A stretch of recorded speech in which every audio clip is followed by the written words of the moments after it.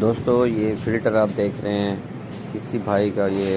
اگر گاڑی کا مسئلہ ہے، یہ بھاگ نہیں رہی گاڑی، مطلب وہ اس کا بالکل پریشر نہیں ہے، تو آپ نے اگر ریس لگانی ہے تو آپ ایسا کریں گے، پیچ کس سے نہ اس کو ایسے کٹ لگائیں گے۔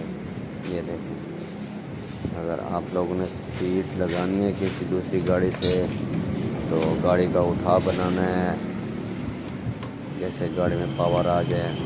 تو آپ لوگ فلٹر کو ایسے 3-4 کٹ لگائیں گے، 3-4 کٹ ایسے، جس سے آپ کی گاڑی میں بہت زیادہ فرق آ جائے گا، بہت زیادہ جان آ جائے گی اور وہ بھاگنے بھی لگے گی۔ اگر پہلے سپیڈ 80 70 90 پہ جا رہی ہے تو اس سے 10 یا 15 کا فرق پڑ جائے گا، تقریباً 90 95 میں چلی جائے گی گاڑی آپ کی۔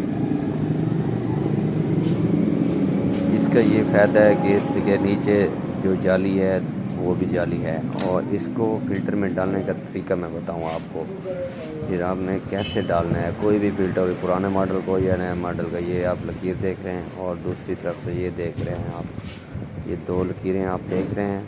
نظر آ رہی ہوں گی آپ کو، اور ایک لکیر یہ آپ فلٹر لوٹے کی دیکھ رہے ہیں اور دوسری طرف سے یہ دیکھ رہے ہیں۔ تو آپ نے یہ لکیروں کو آپس میں ملانا ہے، یہ دیکھیں بالکل ملانا ہے، آپ نے اس کو لیول پہ رکھنا ہے فلٹر کو، یہ دیکھیں بالکل فلٹر لوٹے کی اور فلٹر کی لکیر آپ نے ملانی ہے۔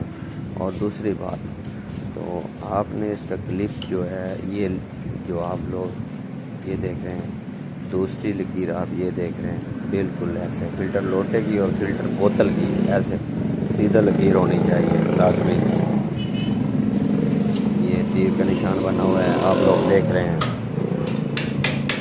اور آپ نے کلپ جب چاڑنا ہے تو کلپ کا جو اسکرو ہے آپ نے یہاں سے ٹائٹ نہیں کرنا، اس کو نیچے لے کے دوسری طرف یہاں سے ٹائٹ کرنا ہے، کیونکہ یہ جب ہم بائک میں ڈالیں گے فلٹر کو تو یہ اسکرو نیچے آ جائے باڈی کے، بعض اوقات یہ اوپر چلا جاتا ہے تو یہ تاروں سے کنیکشن کاٹ دیتا ہے،